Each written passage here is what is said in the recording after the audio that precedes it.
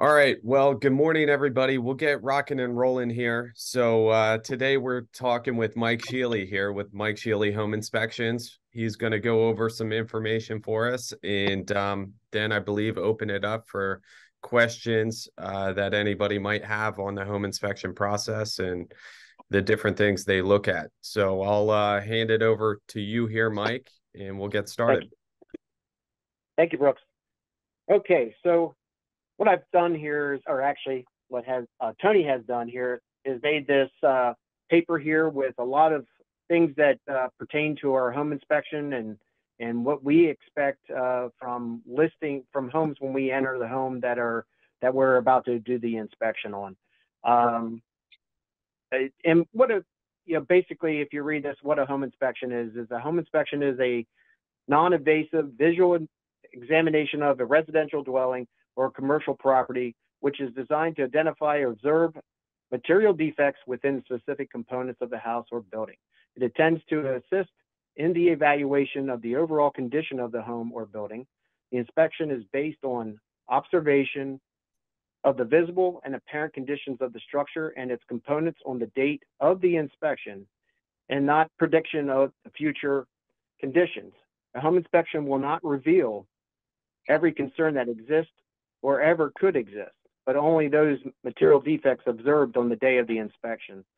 So pretty much all the realtors that I'm seeing here, pretty experienced realtors and understand all this. Does anybody have any questions right now on what I just read there about a home inspection, what we're pertaining to? Actually, one comment, Mike. Yes. If you list a home that is vacant or winterized, just make sure you have it in your head that if there is a home inspection or even an appraisal, they will want the utilities on. So just as soon as that thing gets under contract, make sure that you are on it to get that utilities on so that there's no extension. Exactly. And again, it's understanding that it's not the home inspector's responsibility to get those things on. All we could do is try to follow up with whomever has the home listed or the bank and try to get those things taken care of prior to everybody showing up for that inspection.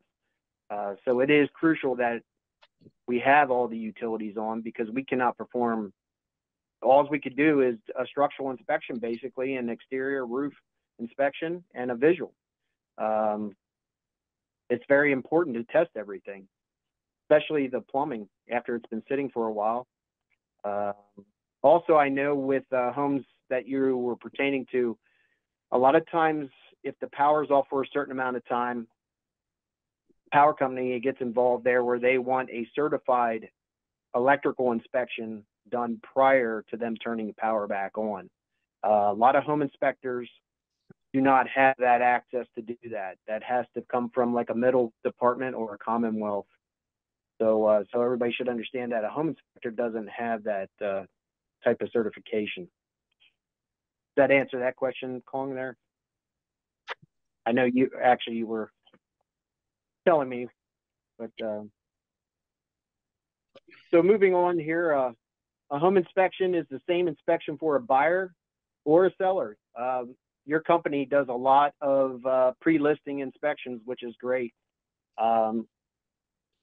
Lets their sellers know what they're getting involved in when a potential buyer comes in. So I think what you're doing there is one of the best things. And I tell a lot of other realtors out there about your company and what you do. Obviously, it's great for us because we get inspections too out of that, especially in this market today. But I believe it's a really good thing that you're doing for your customer. At least they have an understanding of what their house is going to be worth them too. Just to let everybody know, what the typical, I know a lot of times when Tony's setting up inspections, I do get a lot of realtors saying, why do you need that much time in the house? We usually take 2.5 to 3 hours to do a normal under 3,000 square foot home. And if anybody is doing them less than that, they're not doing an inspection, a proper inspection. The inspection portion of the home doesn't take the 2.5, 3 hours, but it's the documentation that we do and all the photos that we do. So just understand whenever an inspector does need that time in there, especially in occupied homes, sellers don't want to be out of their house that long. But they got to understand we need that time to focus and document everything we need to do. Preparing a seller for a home inspection by having them make sure all their major components and mechanical systems are accessible. That's another important thing that we expect as home inspectors to get there and not have to move their storage around the furnaces, water heaters, access to panels.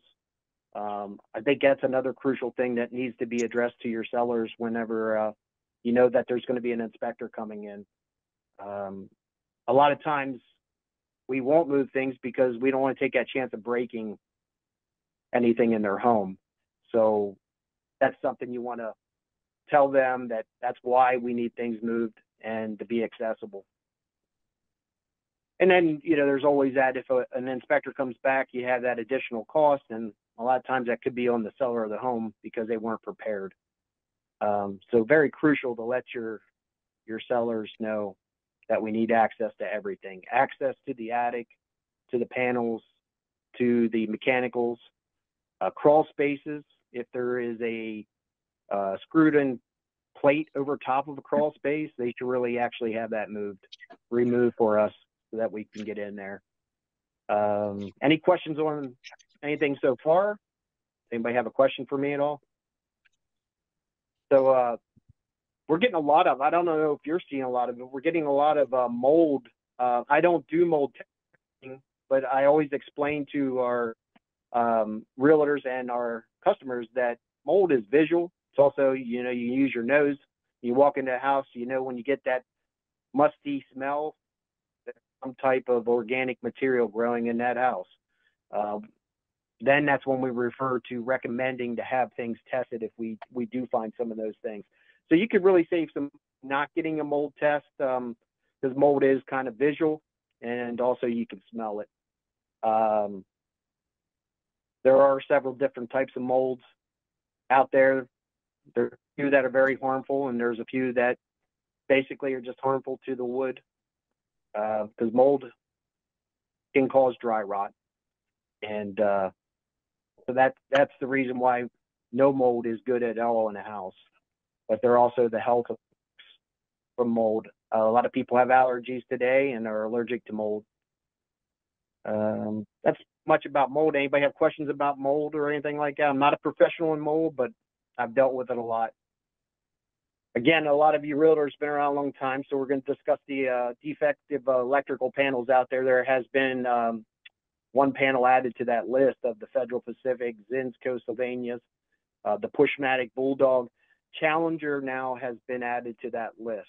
And just an example, up here in Laurel Hills, the housing development there in Mechanicsburg, they have a lot of Challenger electrical panels in there. So you can, they're easy to recognize. They have their Challenger written right on the door of the panel. And then the issues, it's the same issues. The breakers do not trip when overloaded, creates the heat. You don't know about these panels until you basically pull it out and you see the back of the panel has been heating up for a long time. You'll start seeing the charring on the back of the panel from the heat. A lot of times it's not visual even by a home inspector pulling the cover off and seeing just the components inside the panel. It's not going to show unless you see melted wires. So again, the Challenger is one to add to the list. And I want to talk about the gas line bonding. That's been out for a while since Tom Corbett was the governor of Pennsylvania. That's when this all came about. And what that pertains to is the yellow gas flex line, the CSST, corrugated stainless steel gas line. Just had an instance where we did a home inspection and wrote that up, and we actually went back to the house and did a bunch of repairs for a customer, but they, for some reason, they hired another company to come in to do the gas line bonding, and it was done incorrectly. You cannot just set a ground rod. It has to be connected into the household ground. for that gas line bonding to be done properly. So it is key to that being done properly. And a lot of times the home inspectors are the ones that are getting the education from the gas company. And that's why a lot of these contractors do not know how to do it properly. We're moving on to polybutylene water supply lines. That's the gray water line that had an issue and a class action lawsuit back in the 98. It was settled. A lot of insurance companies don't want to insure houses that have the polybutylene because the potential problem with the water lines just exploding inside the wall and causing an insurance claim. So that's something as you're listing your homes that you can just take a glance and look for the polybutylene Quest, the gray piping for water supply lines. Very easy to identify. Now we have the new stuff. It's PEX, either going to be white, red, or blue. Going into the houses, especially houses with electric baseboard heaters, we have a lot of the difference between moisture staining and shadowing on the walls. The shadowing, I'm sure a lot of you have seen the shadowing that you'll see on the ceiling where the ceiling joists are just bleeding through, and it's just the dust and the dirt and clinging to that area. A lot of times it's just the paint, hasn't been painted in a long time. People think that they're moisture stains. A lot of times just dirt. You'll see it above the baseboard heaters a lot.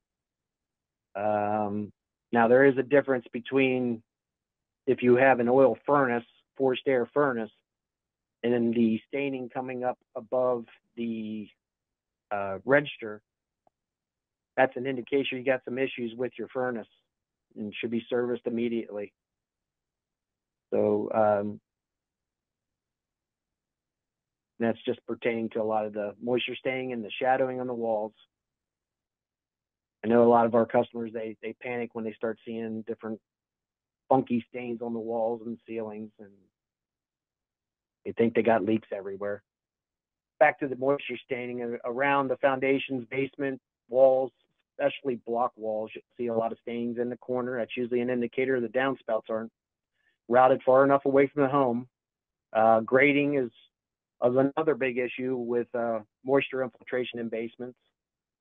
That's things you can walk around when you're doing your listing of a home, and maybe make a list for the seller to try to correct before getting a home listed.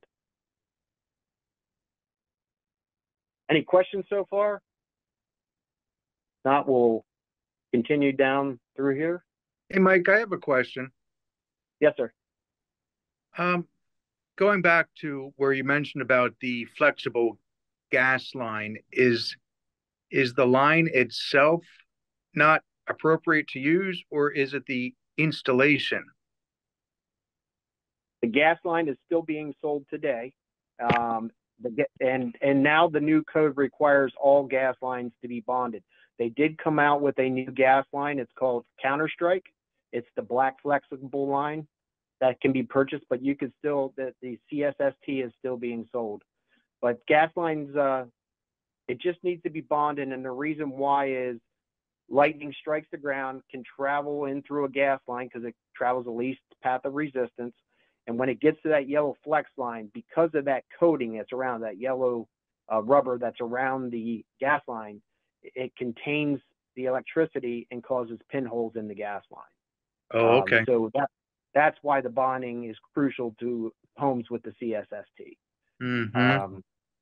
But even, like I said, the new houses, even if they have the Counterstrike or they just have the black gas line, that it still requires to be bonded. So all gas lines are being bonded. Just like your water lines, you'll see the water lines are bonded to the electrical ground. So that's what the code is now with that. Does that answer the question? Or Yeah, that's good to know. Thank you. yeah, it's not the installation, it's just the type of material that was used. Sure. Okay. Any other questions? I got a question, maybe not a for you, but anybody else, has anybody had to replace a panel recently? What's the cost running on that? I used to be $1,000 to $1,500, but I haven't done one in 15 years. So does anybody have an idea what they're charging for that? Yes, Matt. I do electrical panel replacement service upgrades a lot. There you So go. your average right there is my average. So, but there are a lot of big, you can pay a lot of these big companies thousands of dollars. And you get these companies now that finance. I finally realized why they finance.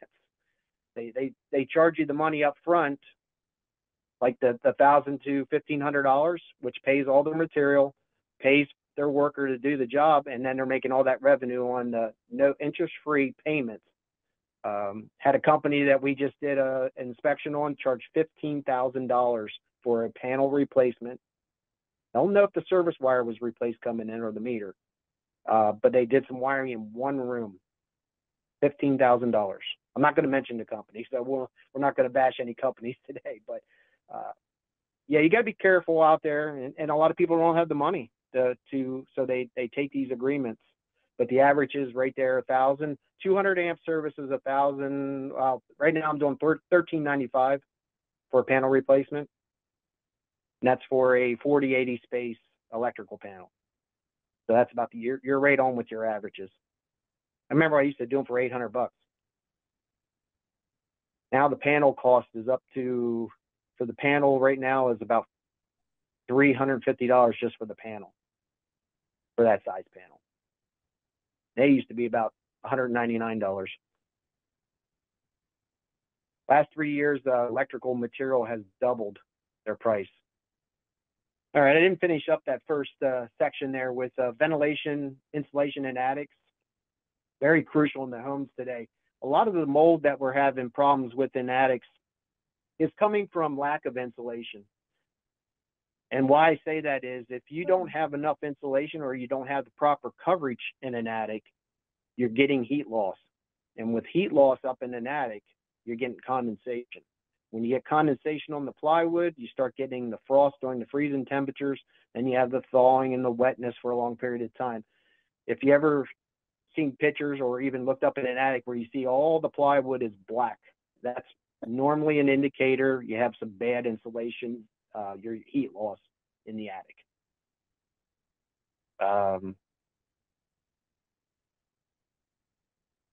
I get a lot of the newer homes today that have the blown fiberglass in, and you'll see a difference in the depth of the insulation. And sometimes that comes from the air blowing into the attic. It's coming in through the soffits and it's moving the insulation around. My favorite insulation is the cellulose insulation. It's a nice tight insulation. It's not that fluffy fiberglass insulation. It does get moved around a lot, or it can get compressed real easy. I do that myself, compressing a lot, walking through the attic, or if we have to go put a radon fan in the attic. Try to move it around and cover it back up, but it's just, it's hard to do. Average life expectancy of appliances, that's going down. Heating systems, we used to have the water heaters. The life expectancy was 10 to 15 years for electric water heater and 15 to 25 years on a gas water heater. Now it seems like all the appliances are telling us that you're lucky you're getting 8 years out of these appliances anymore. A lot of people think things are going to last forever. They're not. I'm a highly believe in service contracts. I have a service contract on my own system here at my house, and they tell me all the time when they come out here, your system's at the end of its lifespan. I said, yeah, but when you tell me you can't fix it anymore, we'll replace it. But and I've got almost 18 years on mine. So we're going to move to radon. Unless we have any other questions, we'll move to radon, talking about radon. So the big radon thing here, again, radon is a odorless gas, invisible radioactive gas, naturally occurring released from the ground. Over a period of time, breathing in high radon levels can cause lung cancer. A radon test takes a minimum of 48 hours for a real estate transaction. So there is no quick radon test. There are grab samples that you can do, but that is not allowed during a real estate transaction. I did see that there was some tests being performed like that on inspections, and I think we nipped that in the bud with whomever was doing that, providing those quick tests.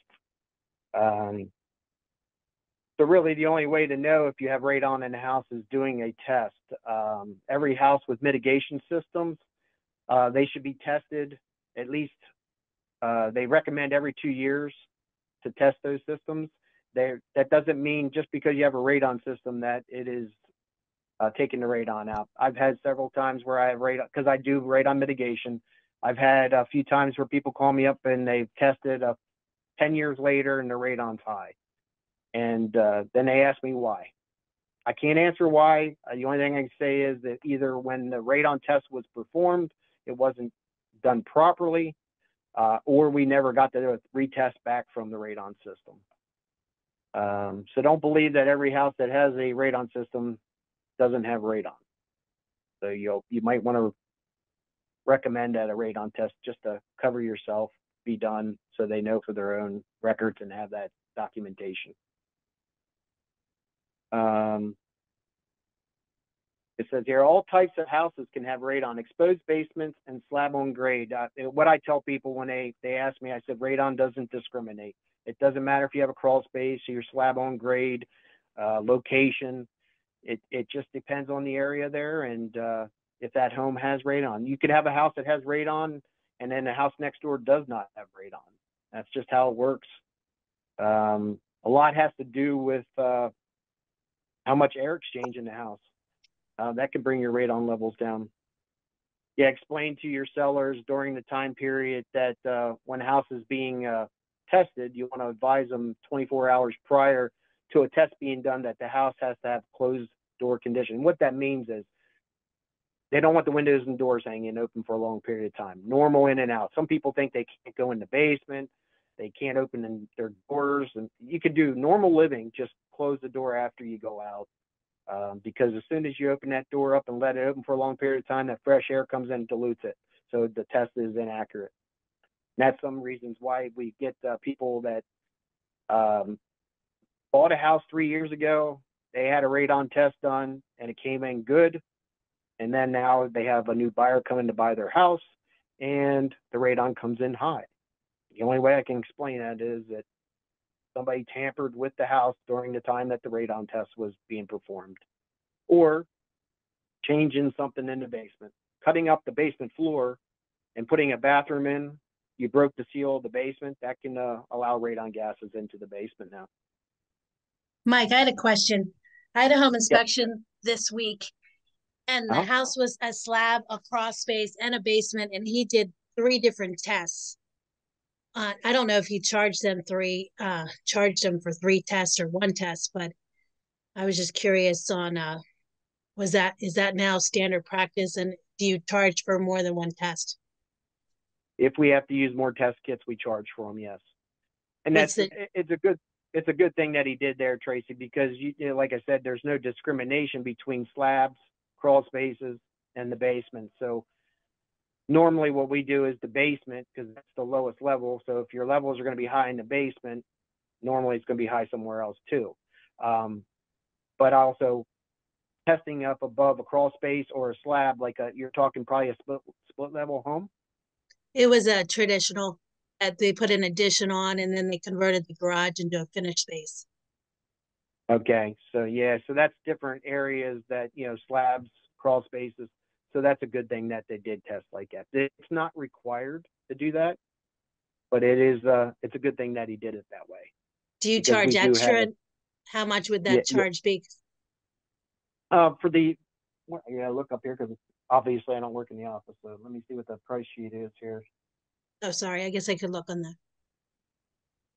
With the home inspection, it's $115, but additional test kits are going to be $25 each. Okay, good to know. But that's a good thing to do. That is test the different elevations of homes, especially split level homes. But again, if you're going to have radon in the basement, you're going to have it up there above a crawl space or a slab. Generally, that's a rule of thumb, but there are occasions it's not high up there. Normally, whenever I have a split level home and I have a high radon level down in the basement, I add the suction point underneath the slab. I'm kind of curious. Over the years Go of ahead. doing this, have you seen an increase in radon levels typically? You know, in the newer homes, yes, because the houses are so tight anymore.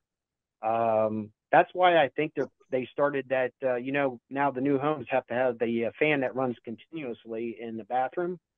Okay, the Move passive system. the move CFMs. You know, well, they have fans in the bathroom, like your exhaust fan that's running in the bathroom, Okay, and it revs up when you come in there, and it goes down when it's no senses no movement, but it's moving air in the house. So ever since all this new construction with the houses being sealed up, spray foam, every nook and cranny is filled in with spray foam, you don't have that air exchange anymore. So yeah, the radon levels are becoming higher in the newer homes today. If you thank ever you. noticed yep, you're welcome. In the older homes, traditionally you don't find the radon being that high because it's so diluted with the natural air coming through. Then you got a drafty home, so I think you're damned if you do and you're damned if you don't.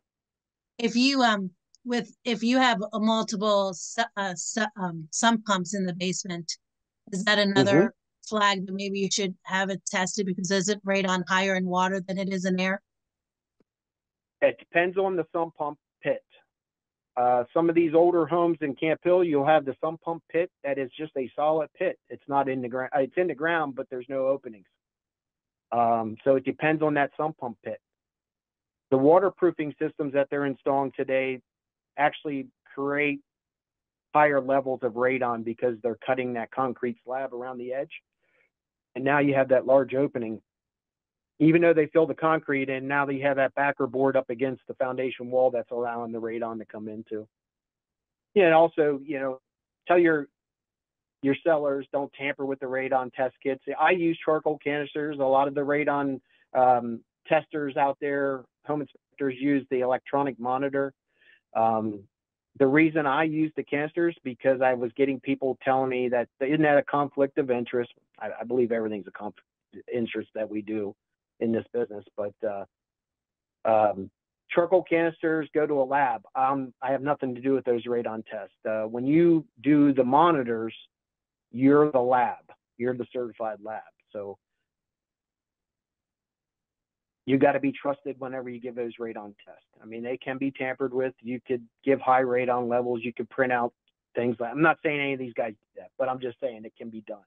With the canisters, they're there. They go to a lab. I have nothing to do with the test results there. The test results, usually with the canisters and monitors, they're the same. If you set them side by side, they're going to come out with basically the same average. I get that question all the time. Isn't a monitor better than a canister, or the canister is better than a monitor? They're the same. All these test kits are the same. So down here, we'll talk about radon mitigation if anybody has any questions about mitigation. Radon systems usually take 2 to 3 hours for an install. If you're involved with that, some guys could take longer, but my average is 2 to 3 hours. If I have help, usually less. EPA recommends that a system be tested every 2 years. I hit on that earlier, but we'll hit on that again. And that's again for changes, you know, to make sure that no one has altered the basement. I've had houses where they're building next door, cause the radon to go higher in the house next, and that's where I'm adding more suction points to my radon systems. It was good when we installed it. Now it's 2-3 years later, it's not good. That can happen. Says here, we do perform radon tests on existing radon systems. The only way to know if the system is operating, that's another thing that, you know, everybody says, oh, I already have a radon system. Well, you don't know if it's working right or doing its job unless you do a radon test. So if somebody says that, you might put your neck on the line saying, hey, there's already a radon system, don't worry about it. So the best answer to them is do a radon test and you'll know. So we're going to hit on, does anybody have any questions about the radon mitigation at all? If not, we'll move on to water testing. So we have different types of water testing We have a bacteria E. coli test only, which is normally what conventional loans, people buying homes with cash, that's usually what they do. They just want to know if they have bacteria or E. coli in their water. The E. coli is normally from feces, and if the well's too close to the septic, that could cause that issue. Or if you have an extremely high bacteria count, you can get the E. coli. A lot of these FHA, VA, or USDA loans require the test, the water test, and normally it's a full series test. Even if you have a UV light, they still want to test it. And there was a while back when we got some information, they wanted us to test before the UV light, which makes no sense at all. So that's why none of us inspectors are doing it that way. We always test because there's a UV light there for a reason. These water tests have gotten out of hand with their prices too. I mean, we're almost up to a water test is the price of a home inspection now. I don't believe the water lab that's here that we use doesn't want home inspectors water test anymore. I don't even want to do them anymore because of how much they're charging us to do these water tests. Yeah, but we still get them because you have a lot of these federal loans that require these things. Just to let you know, so you're prepared for a bacteria test. Usually takes about 3 to 5 business days to get results. These USDA, FHA, VA water tests, they take 7 to 10 business days with the lab that we are using. And there's not many labs around, so we use ALS out of Middletown for our water testing. I wish we had somebody else. I would use them. So if anybody has any suggestions, let me know. Just with these 7 to 10 days, we got to be cognizant of when we're doing these home inspections in the contract to make sure you're giving yourself at least 15 or 20 for a contingency period. Don't put 10 days in and expect you're going to get a water test result. So, especially the lab that we use, they're unreliable. Even when I go and I specifically ask for a rush, it's like you're at their beck and call. You know, I mean, I can't. And again, I want people to understand when you get if we are performing a water test, it's not us. I mean, I usually try to get out early prior to the inspection to pick up these water tests so we can get them to the lab. You have to have the water test when you take it, has to be there 24 hours prior or they won't even accept the water test. So we always try to get it there immediately so that we can get these things rolling so we don't mess up your contingency with your days. Hey, Mike, I'm just curious with wells that are by creeks and rivers, like Silver Springs just had a oil leak in their creeks. Yes. Do people that have wells need to be concerned about environmental issues being so close to a creek with a well? I would be. Okay. I would probably be testing my water. Okay. And that would be a chemical test. That would be your VA, FHA water, and VAs cover chemicals, but VAs cover a lot more of the chemicals in the water. Okay. I think even Tony's charging the same price for a VA and FHA because of what they're charging. I'm going to be honest with you. I'm making $35 on a VA and FHA water. It's not even worth me doing anymore. But she won't up the price because it's going to be a price of a darn home inspection. So we're making $35 on those. That's me picking it up and running all the way to Middletown. But people can, even a homeowner, like if you have any friends that are living near there, they can pick up bottles at ALS and take the test directly to them too if they want to. They don't need to have an account down there. Oh, okay, thanks. Yep. We're going to move on to pest inspections. That's pretty brief. Doing a lot of those lately. Since everybody's waiving the home inspections, we're just getting pest inspections, probably because the loans are requiring those. So it's funny when I hear people out there when I'm doing a termite inspection or a pest inspection, we call it. They're asking me, what are you testing for? There's no test or wood destroying insects. So we don't give them an exam. We just go out there and it's a visual inspection. You're looking for exit holes, you're looking for shelter tubes, you're looking for the staining, carpenter bees, you'll see that where the staining is down the wall. Exit holes again, damage. That's what we're looking for when we're doing a pest inspection. It's not a test. There's nothing you can do to set out there for a test. So that's pretty much everything on a wood pest inspection. And it only covers the wood destroying insects. Your common household ants, they're not on the report. I get people and say, I have ants. Well, they're not wood destroying ants. So they're not on that report. It's only the wood destroying insects that are on the report. Powder post beetles, carpenter ants, carpenter bees, termites, wood borers.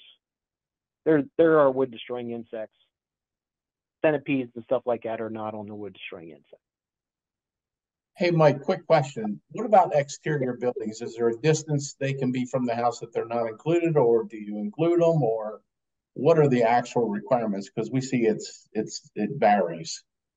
Well, yeah, that's a good question because they've really changed that. You know, a lot of times the home inspectors don't include unless they're being paid to go do an outbuilding or a shed. We don't inspect the sheds. But now with these FHA and VA loans, we're getting called because now we tell Gary, our other inspector, if there is a shed, go out and check it just for wood destroying insects, because we get the call and said, did you check the shed?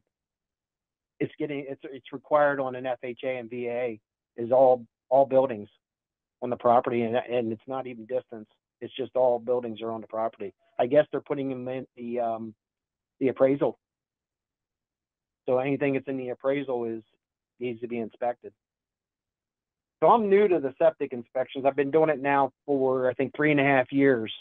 I picked that up. Thank goodness I picked it up because of a lot of the waiving the home inspection. So we had to add something else to our inspection. So that really has helped me out with my business.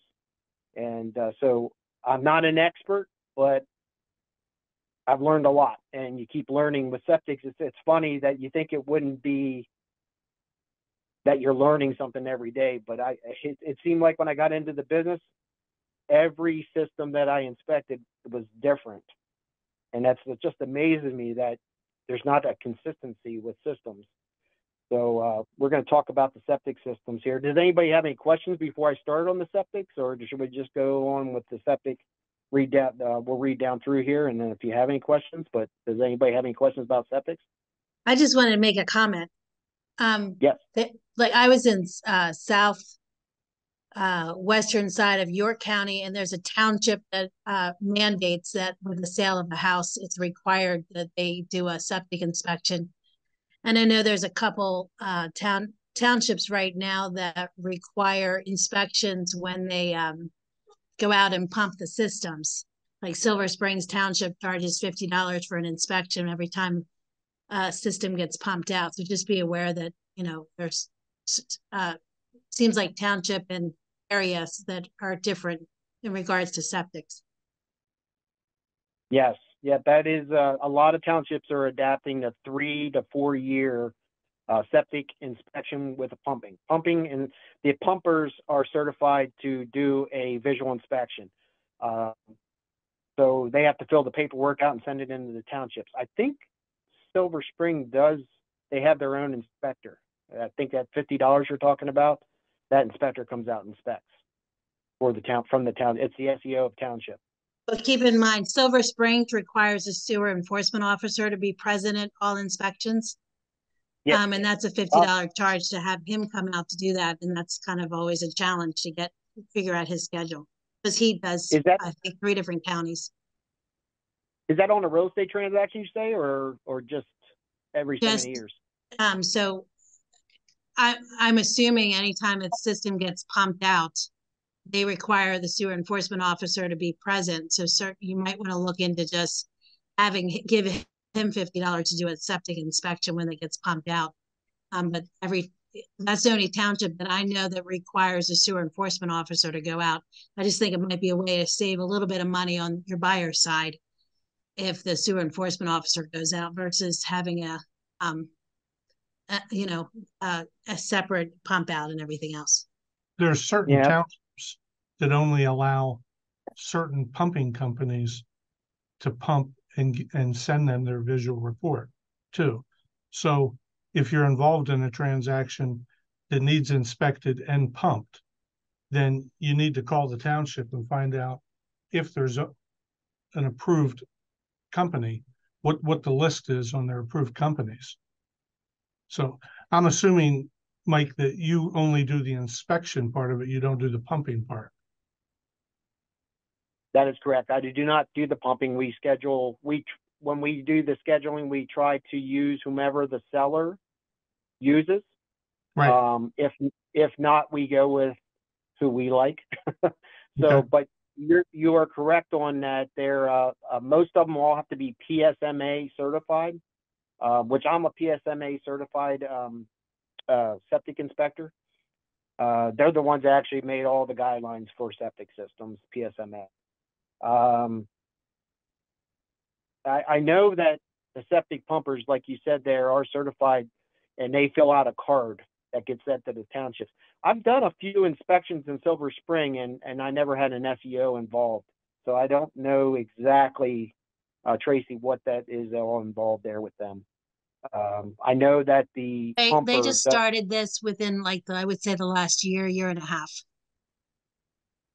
I've heard before that, though, that Silver Spring was doing, because I have a friend that lives in Silver Spring, that he has to pay them, because a lot of them are sending cards out. They send the cards out 3 years that you're due for your pumping. Yes, and that's a service I provide my listings, because, you know, if you get it done and then you don't want the township to come back 2 years later and say, oh, you need it done because you're within 3 to 5 years, and to make sure that that's up to par with the township, so that, you know, they can have the records, or they can say, well, we didn't get, our sewer enforcement officer didn't go out, so you have to do it again. Yeah, I don't know how one guy could handle that. I just don't know how he could do that to handle one whole township. But he's retiring soon, so there will be a job opening. Maybe I'll apply so I don't have to do the self-employed thing anymore. No, I'm just kidding. So we'll get started on the septic here. So a lot of things that happen, and there's a lot of things involved in the septic whenever. Tony does all of our setting up here at the office. Thank God for her. She makes all the phone calls, and there is a lot involved with the septic setting up. It is very crucial that sellers or listings of the homes being included in our questionnaire that we ask, because it's very important for us to know a lot of information prior to going out to the home. The more we get, the better it is, and the less money it's going to cost somebody, because we show up out there and we can't find the lids, or the lids are 4 feet below the ground and they need dug up. And when you're 4 feet down below the ground, you need a little mini excavator. When I first started doing this, I actually was out there digging them up. I didn't realize it's the pumper's responsibility to handle that, but I was doing it. I'm getting too old to be digging anymore, so I don't do it anymore. Yeah, it was just 3 years ago, but when I first got in, we were digging. I think my first septic inspection, Tim, I think was one of Kong's listings out there on Wurtsville Road. We had to dig that one up, and unfortunately, that one failed. We had issues with that one.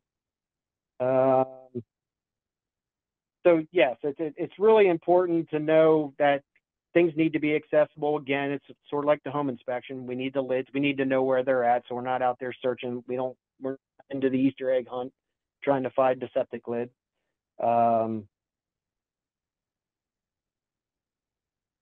So let's run down through the septic inspection. Provides you with information about the septic system components and the current operation conditions. Again, it's like a home inspection. It's the day of the inspection, and people need to realize anything can happen after, and things do happen.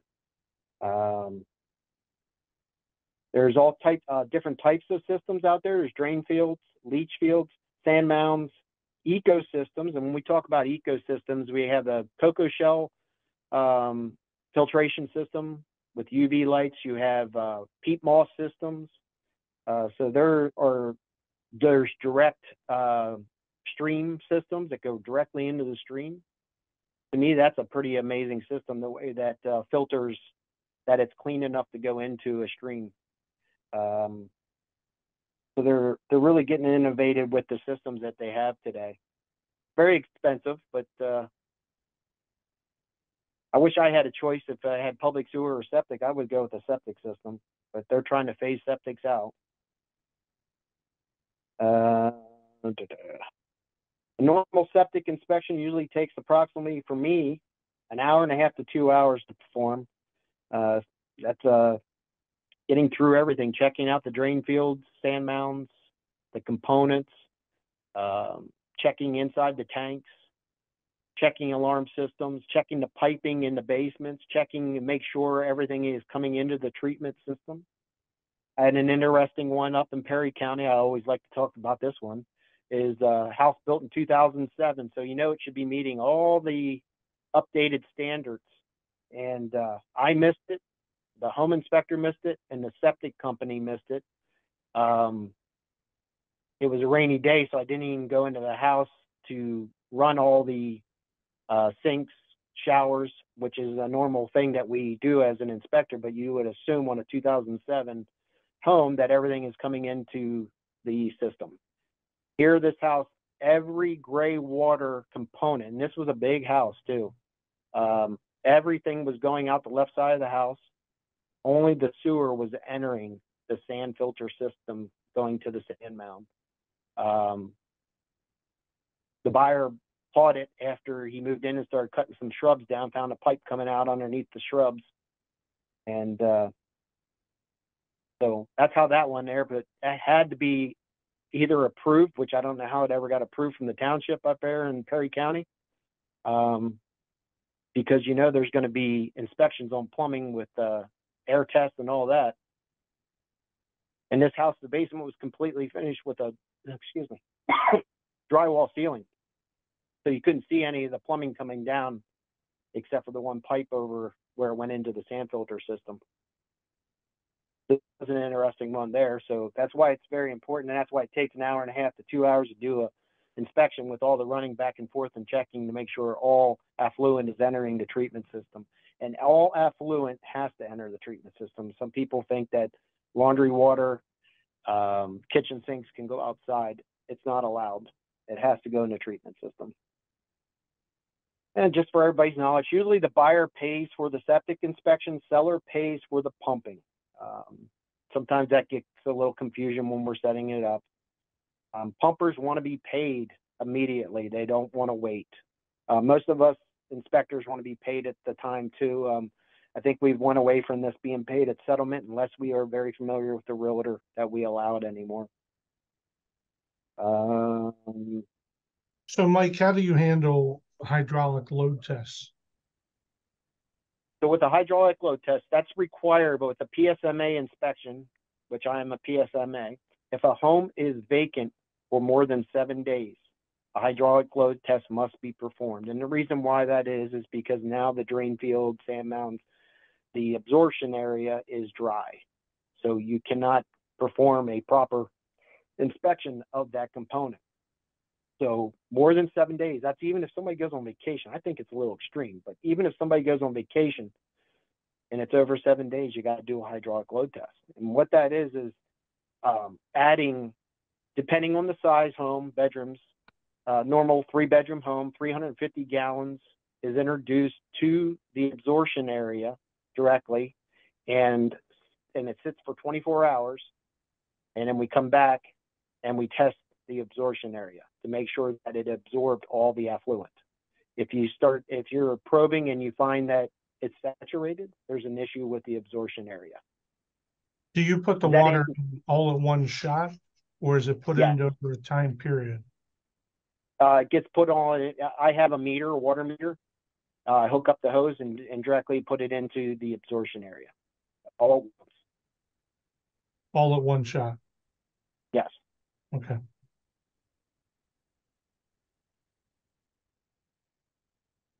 Mike, I had in the past companies that if there was only one person living in the house, they would require a hydraulic load test.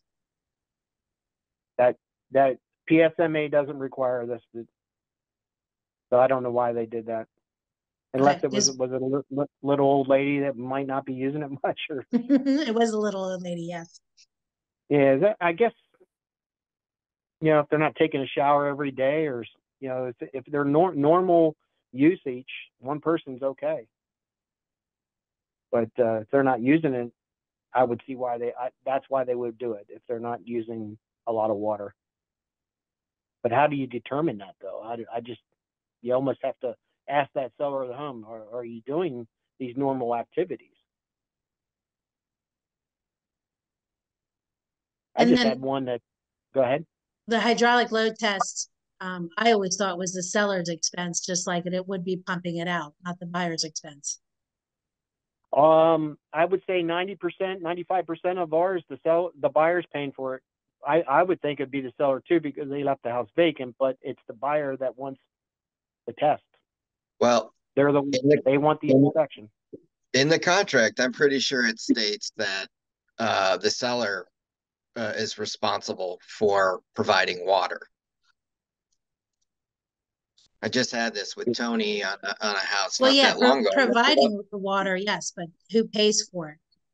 Well, that would be providing. So if they're on a well, they would get a tank and they have to provide that water. So does that not mean that they have to pay for that water? Having the tank come to the house.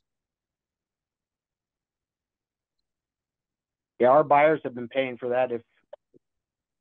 My buyer paid for it too, but I read the contract and that's why I'm bringing it up now. Is here, I'm pulling it up. I read it. Yeah, it is in the contract that for hydraulic load test, the buyer pays for the inspection. The seller has to provide the water or pay for the tanker that comes in that provides the water. Oh, that's interesting. Most time we're using most homes that have septics, I would say, have a well. Yeah. And we use the garden hose from the well. And like I said, I have a water meter and run 350 gallons through it. Yeah. But a lot of agents don't. Go ahead. Sorry, Mike. A lot of agents don't read the contract, so they just assume that, the whole inspection includes the water, so the buyer pays for it. But it is in the contract. That's good to know, but I'm still not going to say anything because I'm not the realtor. Right. Whoever's paying me, I don't care. That's all that matters to me. As long as we get paid, right? Yep. Exactly. But for the agents, you guys we have to work it out beforehand. So that's the end of our printout here. Does anybody have any other questions about anything or bring up anything that they experienced with the home inspectors? Or hey, Mike, I have a question. Yes. Oh, it looks like Bob has a question after me. Sorry about that, Bob. But Mike, I'm just curious, and you don't have to tell me on a personal nature, but I'm just curious, like, do you often get callbacks after an inspection is performed maybe like by either a customer or an appraiser, if a customer perceives that something was missed somehow? Just curious if, again, like if you're ever called out, so to speak. Again, don't answer personally, but just curious about that. Our experience in the years that we've done this, I mean, I've had some call outs and it's good to follow up with it. Since we switched over many, many years ago to the program that we use with all the photos, a lot of times we can nip that in the bud. I mean, I've had people call and dispute something, and I go, because I have another inspector who works for me and he does a lot of our inspections, and I go into the report and it's in the report. It's almost like they don't read it, and okay. we usually nip it in the bud before I go out. But if it's something that they say that we did miss, we will go back out. I try to follow up and go out. So there are occasions that we do go back and check. Was that question also like if we do a pre-listing inspection? Is that what you're pertaining to some of that? Like they're now a buyer? Yeah, that's a good question. Yeah, that's a good question. I appreciate it. I just know that even after closing, and I don't have anything in mind offhand, but even after closing, maybe the buyer might state they might declare something, and then we say, well, what did the home inspector say? But I think you have a valid point that perhaps some of these home inspection reports aren't even being reviewed, so the information's already in there. I think that's probably a good thought. I think a lot of people aren't reading it. And this is bringing this up, Seth, is a good thing too. I'm just pertaining to a contractor that called us on a property that we inspected, and he was the professional that, all of us home inspectors are not supposed to be professionals. Some of us are in certain fields, like I'm an electrician. This one was pertaining to a cinder block that, holds up a trailer. And our inspector wrote up that the cinder blocks were installed improperly and needs to be evaluated by a professional. This professional calls my wife, Tony, at the office, and you start getting information from them, and they say, till she finally says, well, aren't you the professional? And he says, yes, I'm the professional. Then why are you asking us how it's supposed to be done? Because he's trying to get us to say it's okay if he does X, Y, and Z.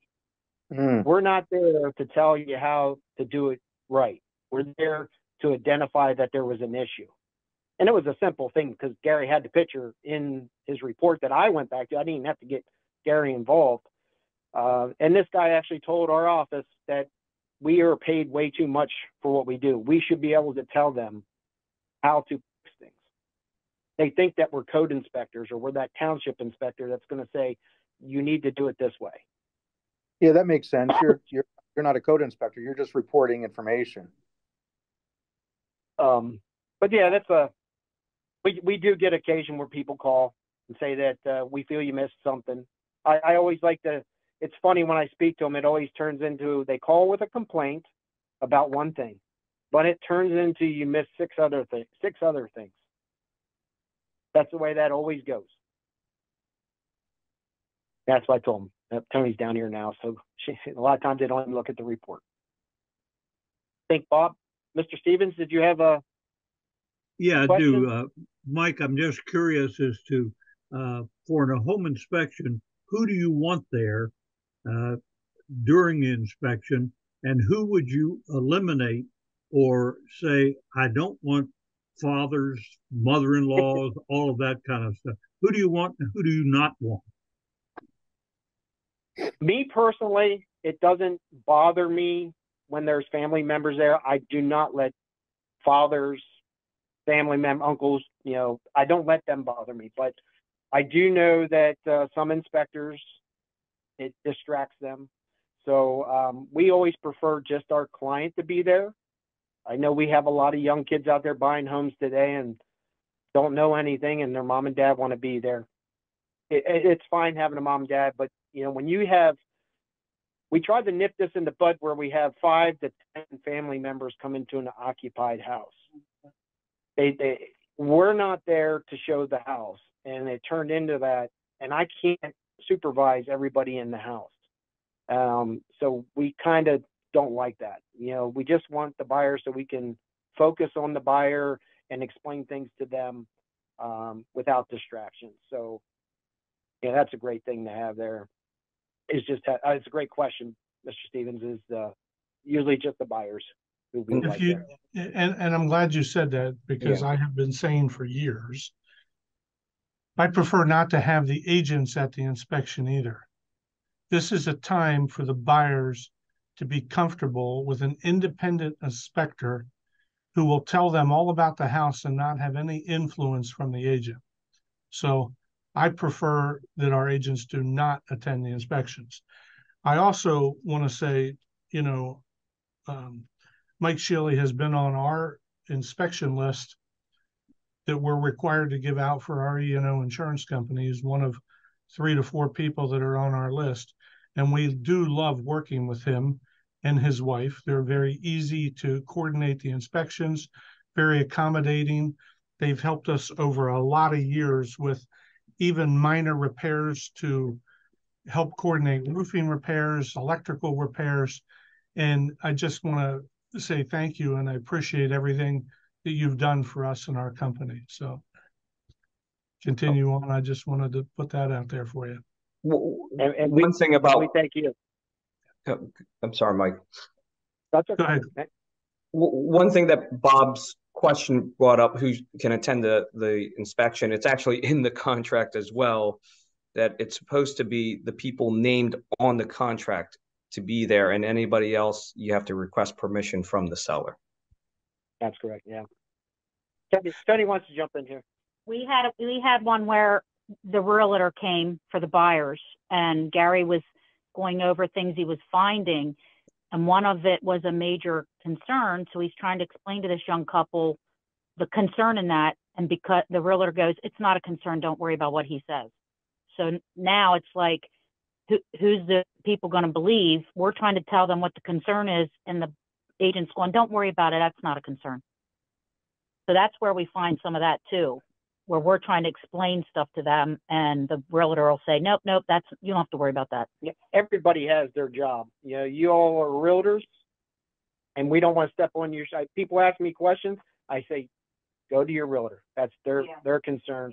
I'm here as your inspector. I'm not here to negotiate. That's one thing I've been doing this for so long, and this thing has evolved. This home inspection and real estate has evolved and changed so many times since I've been in the business. And I've been in it since the mid 1990s. You know, when I first got into business, the inspection was to let the buyer know what they're getting themselves into, you know, or do they want to take on this responsibility with this home or this age home. Now I'm just to jump to now. It seems like, and it's why home inspectors get a bad name also, is that we write up everything, and we have to because of liability. So we're not missing anything, because even the smallest thing, somebody will come back and say, "Why didn't you put that on the report?" So that's why we're putting everything on the report as marginal or defective.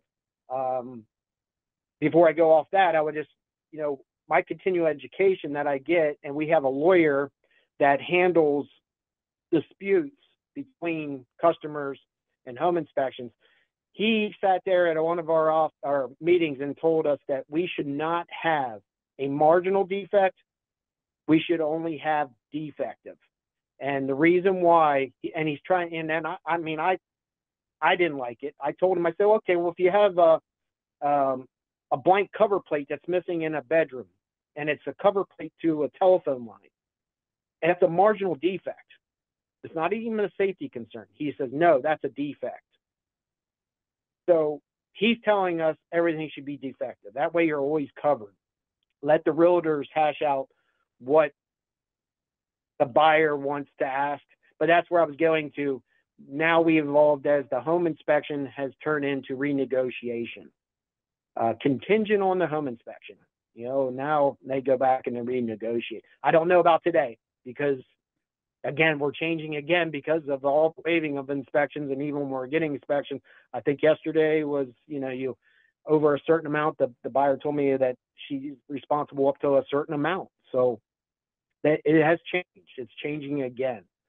And I want all the realtors to know that we're not the bad guys out there. We're just trying to cover our buyers and our butts, and also your, you know, because you rely on us, because you referred us, and we're protecting you also as the realtor.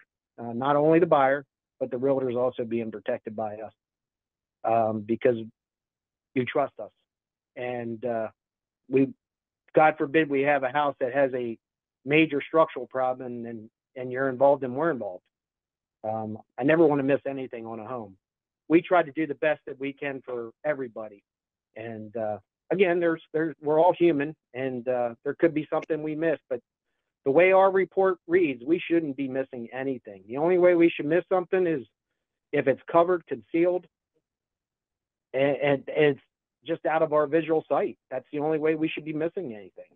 and also understanding that the system is old, it's good today, it could break tomorrow. And that's something that we have to emphasize on our clients, that nothing lasts forever. But a lot of people think that they should, and that we should be responsible. Typically on our inspections, like Tim was saying, don't be there for the inspection. I mean, we'll typically go and meet with the inspector and the buyers just so they have sort of an icebreaker type thing, and then we leave.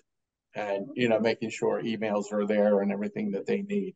And then on the septic inspections, I think it's a good idea, especially for some of the younger agents or those that, like where we live, we have a septic system, so we understand it.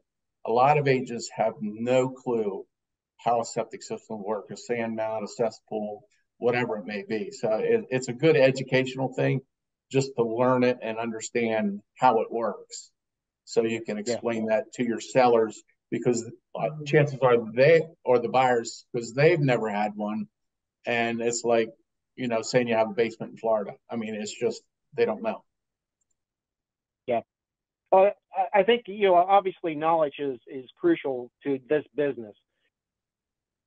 Mike, is there anything you don't inspect? Like I'm thinking a wood stove or a wood burning fireplace that we should be advising people during the, that they should have a chimney inspection or?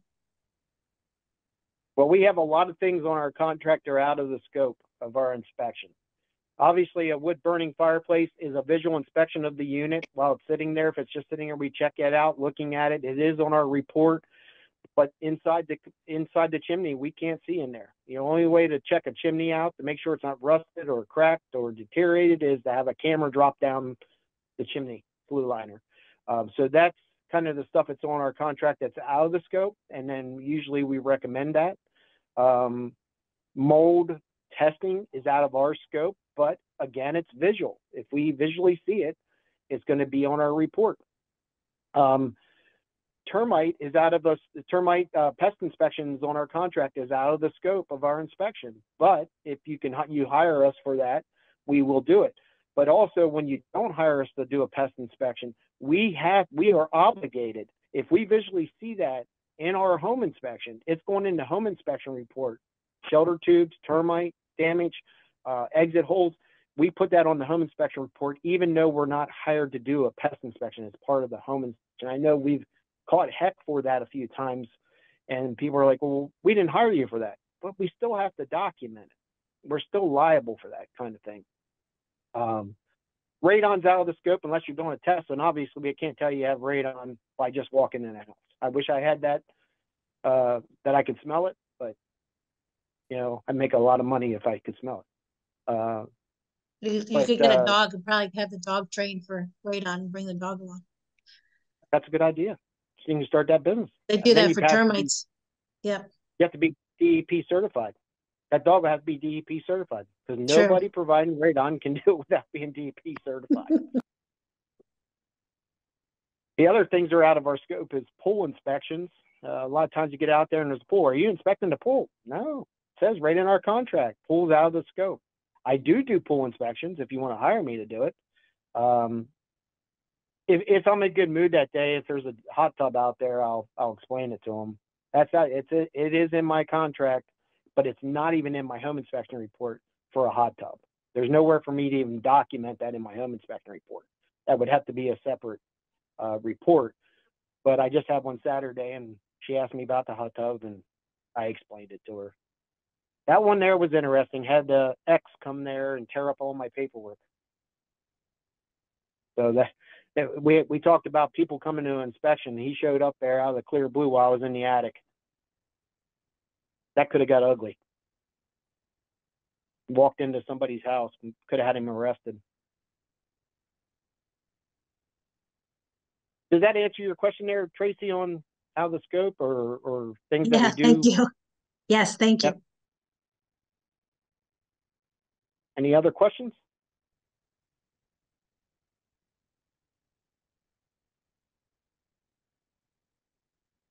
I think we lost everybody. Nope, we're good. Yeah, and Tim, we do appreciate your office. Your realtors are great. Over the years, I've gotten a lot out of your office, and I do refer to your office. I see on Facebook, I always share a great office or a great team. Really appreciate you've done inspections for us in the Poconos. I don't know if you'll go to Chambersburg or not, but we have a number of agents on this call that are actually from the Chambersburg area. Oh, we go down there. We've been down there quite a few times there for pre-listing inspections here in the last month or so, or even we've been going down. Well, I should say Gary's going. Send Gary down there. Gary's the one that went to the Poconos for us too. So again, thank you for all the years of working together with your company. We appreciate it. We appreciate, Brooks, you putting this call together in Kong. I know you have a great relationship with Mike. So anything else, Brooks, you want to go from there? No, thank you again, Mike. We really appreciate your time here today and talking with us. Yeah, thank you for having me.